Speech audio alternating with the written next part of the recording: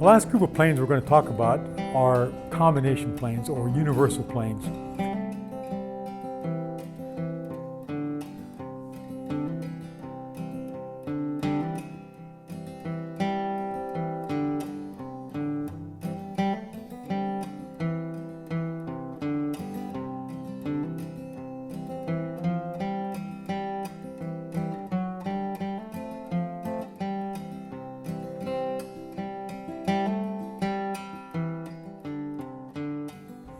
Stanley designed this plane, a pair of planes, the 45 and the 55, to be what they call the universal plane. It should replace essentially all other planes in the shop and do all the different duties of a plane had. And for that reason, they provided these planes with a variety of cutters. And you can see, for example, here the basic cutters for a Stanley 45 included beading, tongue and groove, sash, a slitter, plow plane and dado plane irons, and a moving philister iron. And in addition, they also made a set of special cutters here, and I think that included reeds and beads and molding shapes. The Stanley 55 had as many as about 100 different kinds of cutters for the plane. Roy Underhill, not too long ago, this spring, has written an article about comparing the functionality of the 45 or the 55 with each of the planes it was meant to replace: a dado, a tongue and groove, a piece of molding plane, a beading plane, and so on and so forth. And the reality is, what's really the case is, these planes work well to do these individual tasks, but transferring back and forth is a little bit cumbersome. And the reality is, using a dedicated plane is a lot quicker. You just pick it up. I use maybe 2 beads in my work, a couple different moldings, 1 tongue and groove. That covers everything that might be in this plane here. So there are advantages and disadvantages to having these universal planes. However, they're quite popular, and I would say they represent the very peak of ingenuity about hand tool design, and for that reason are a very attractive plane to own. I have both a 45 and a 55 plus special cutters, and I'm very happy to have them, but do I use them very often? No, I do not. I would say 90% of the time I use a Stanley 45 is to plow a groove, a 1/4 inch wide groove, 1/4 inch in from the edge, and 3/8 inch down, and that's it. So it's great as a plow plane. A couple other companies made plow planes: Craftsman, Ward, I think Miller made plow planes, and so we have different examples here. They're all basically based on the same concept here.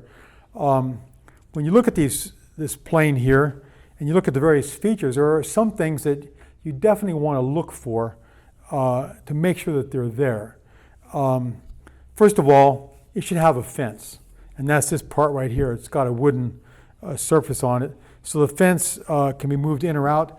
This particular plane came with different arms for the fence, so you could have the cutter way far into a board or right up to the very edge. You might want it far in if you're cutting a dado, for example. So a fence.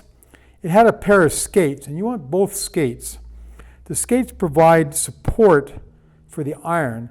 You remember on the tongue and groove and the plow planes, the skates actually had a groove in the back that rested on the groove on the iron here, so they made it together. Here, there are no grooves, but the iron does rest right on the skates, and so there's a right and left skate here depending on how wide the iron is you're going to be using. So you want that. You notice also the skate has knickers on them. So if you're cutting dados or cross-grain work, that's very important to have these knickers.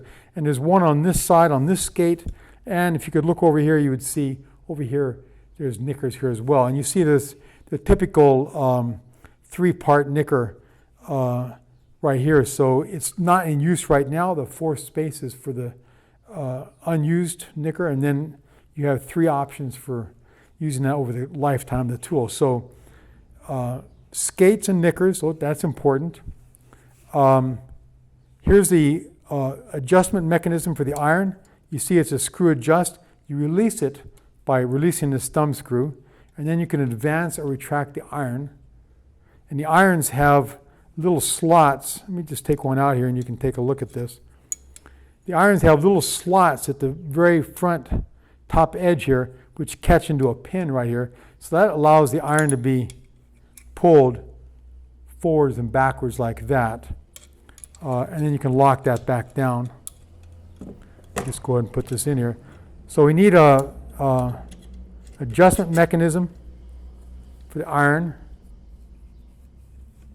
the skates, the fence, depth stop. So here's depth stop release right here, and then adjustment right there, and that's always good. There's another depth stop in the back. That's quite useful to keep the plane on the same level throughout there. So there are a lot of things to look for on these planes that can be a little bit confusing and overwhelming when you first look at one of these. We're going to try and break this down and use this plane to cut maybe 3 or 4 simple types of joints so you can see how the plane would be set up for different operations. We'll do that just a little bit later. And I think that'll give you a good idea of the range of functionality that this universal plane had. So we'll look forward to that. This is Joshua Farnsworth. If you're interested in woodworking with a mix of hand tools and power tools, visit my website at woodandshop.com, where you can find a bunch of free woodworking lessons, workshop tours of amazing woodworkers, and our very popular tool buying guides. You can ask questions and share your projects with thousands of woodworkers on my forums. Enjoy!